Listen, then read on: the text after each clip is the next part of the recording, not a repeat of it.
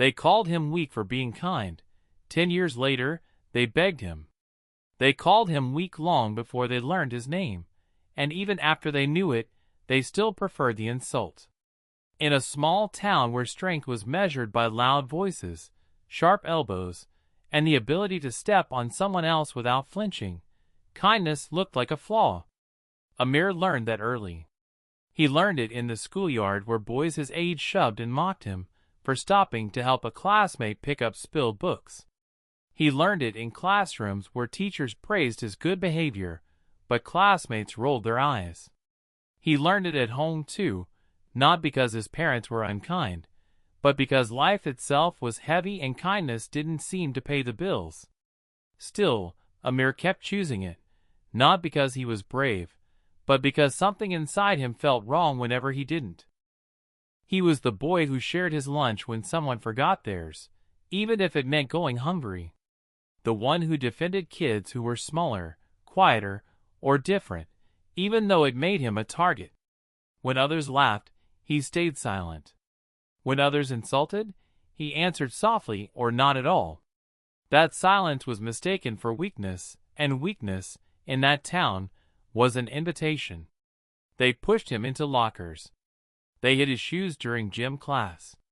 They spread rumors that he was soft, useless, a boy who would never survive the real world. Amir heard every word. He felt every laugh like a small cut. But he also saw the relief in the eyes of the kids he helped, and somehow that mattered more. At home, his mother noticed the bruises he tried to hide, and the way his smile sometimes trembled. She would clean his wounds gently and ask him why he didn't fight back. Amir never had a clear answer. Fighting felt like becoming someone he didn't want to be. His father, tired from long days of work, worried silently about the kind of world his son would face. Once, after Amir came home with a torn shirt and swollen lip, his father said, not unkindly, "The world doesn't reward kindness, son." Amir looked at him and replied, "Maybe not today."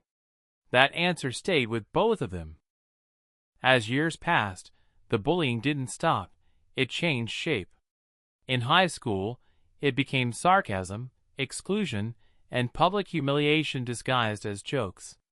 Amir was still kind, still helpful, still the one teachers trusted and classmates used. They borrowed his notes and never returned them. They asked for help before exams and forgot him afterward. When group projects were assigned, he did most of the work while others took credit.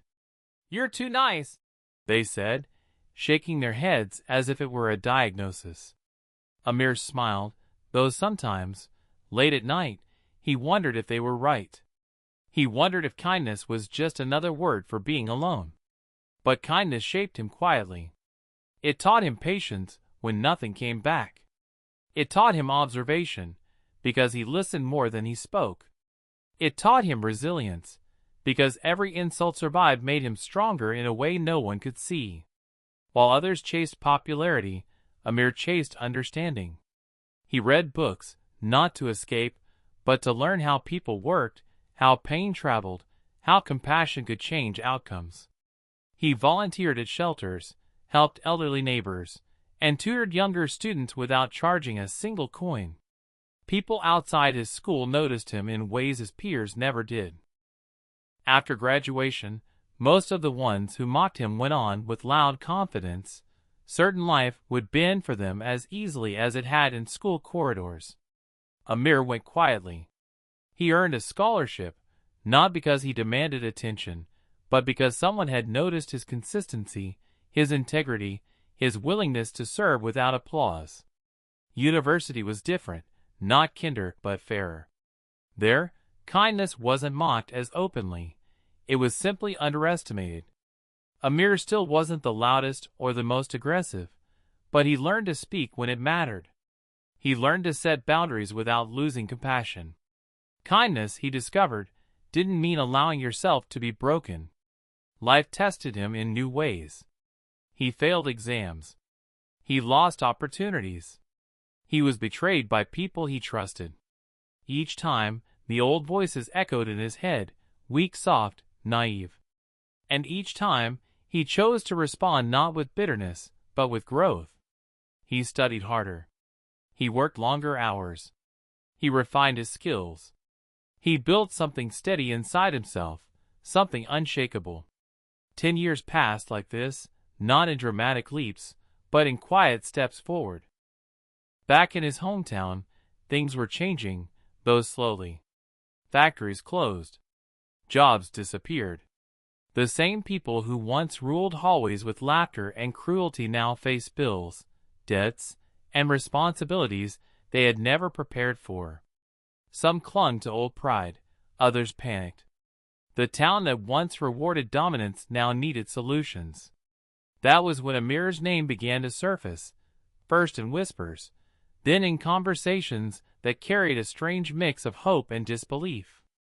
Amir had returned, not as a boy, but as a man shaped by experience and empathy. He had built a successful organization focused on ethical business, community development, and fair employment. He didn't exploit, he invested. He didn't boast, he delivered results. People trusted him because he listened. Workers respected him because he treated them like humans, not tools. His company revitalized parts of the town, offering jobs with dignity, training, and growth. Slowly, the place that once laughed at kindness began to depend on it. One by one, they came. Former classmates who had mocked him now stood awkwardly in his office, avoiding his eyes. Some asked for jobs. Some asked for loans. Some asked for forgiveness without saying the word. Amir recognized every face. He remembered every laugh, every insult, every moment he had been made to feel small. And still, he greeted them calmly. He asked about their families. He listened to their struggles. Not all of them received what they wanted, but all of them were treated with respect. That, more than anything, unsettled them. The begging wasn't always literal. Sometimes it was a nervous smile, a forced compliment, a sudden praise for qualities they once despised. "You were always different," they'd say, as if difference had been a virtue all along. Amir never corrected them. He didn't need to. The truth was visible in the contrast between who they were now and who he had become. Power had shifted, not because he crushed them, but because he outgrew the need to prove anything. One evening, Amir visited his old school. The halls felt smaller. The lockers looked worn. A teacher recognized him and smiled proudly. "You were always such a good boy," she said. Amir thanked her, but inside, he thought of how "good" had once sounded like an insult. In the auditorium, he spoke to students about success, not the loud kind, but the lasting kind. He told them that kindness doesn't make you weak. It makes you strong in ways that take time to reveal. Some listened. Some didn't. He understood that too. When he returned home that night, his parents were waiting. His father, older now, looked at him with quiet admiration. "You were right," he said softly. "Maybe not today, but someday." Amir hugged him, feeling the weight of years lift just a little. The world hadn't suddenly become kind, but it had learned to respect it. 10 years earlier, they had laughed. They had pushed. They had called him weak. Now, standing on the other side of time, they begged, not just for help, but for the understanding they once denied him. Amir gave what he could, withheld what he must, and walked forward without hatred. His victory wasn't their humiliation. It was the proof that kindness, when paired with patience and strength, doesn't lose. It waits. And when the time is right, it changes everything. The begging grew heavier as the months passed, not because Amir enjoyed watching it, but because life had cornered those who once felt untouchable. Pride broke slowly. Men who had shoved him into lockers now stood outside his office before sunrise, hoping to be first in line. Women who had laughed when he was humiliated now sent messages filled with apologies that felt both desperate and afraid. Some were sincere. Others were transactional. Amir learned to tell the difference, not with anger, but with a calm clarity that came from years of quiet endurance. One night, long after the lights in his building had gone out, Amir sat alone in his office, staring at the city through the glass window. Below him were streets he once walked as a boy with his head down, counting steps so he wouldn't cry. He remembered the exact corners where insults were thrown, the benches where he sat alone, pretending not to care. The memories didn't hurt like they used to, but they still mattered. They were reminders of where he came from, and why he refused to become cruel now that he had power.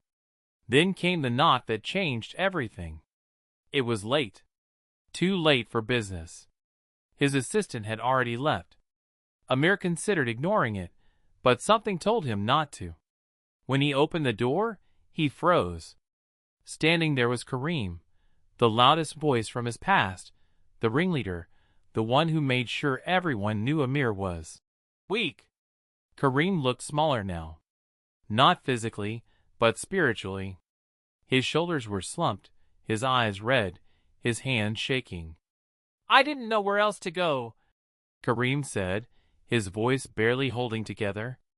Amir said nothing and stepped aside. They sat across from each other in silence. The power dynamic was unbearable. Kareem finally broke. He spoke of debts, of a business failure, of a sick child, of doors slammed in his face. Then, with a crack in his voice that echoed through the room, he said the words Amir never imagined hearing. "You were kind, and we destroyed you for it." Tears fell freely now. "I thought strength was making others afraid. I was wrong. I'm begging you. Please." The room felt heavy, like the past and present had collided. Amir closed his eyes. For a moment, the boy he once was stood inside him, bruised, mocked, exhausted. He could end this man with a single word. He could let him drown in the same helplessness he once felt. The world would call it justice. But Amir had learned something they never did. Kindness is not weakness. But neither is silence. He stood up. "I remember everything," Amir said calmly. "Every laugh. Every shove. Every time you made me feel invisible." Kareem sobbed harder. "But hear me clearly," Amir continued, his voice steady. "I did not survive all of that to become you." Kareem looked up, terrified. "I will help your child," Amir said, "because no child deserves to suffer for their parents' mistakes. I will offer you work, not because you deserve it, but because redemption must start somewhere." He paused. "But you will earn it. With honesty. With humility. With service." Kareem collapsed to his knees.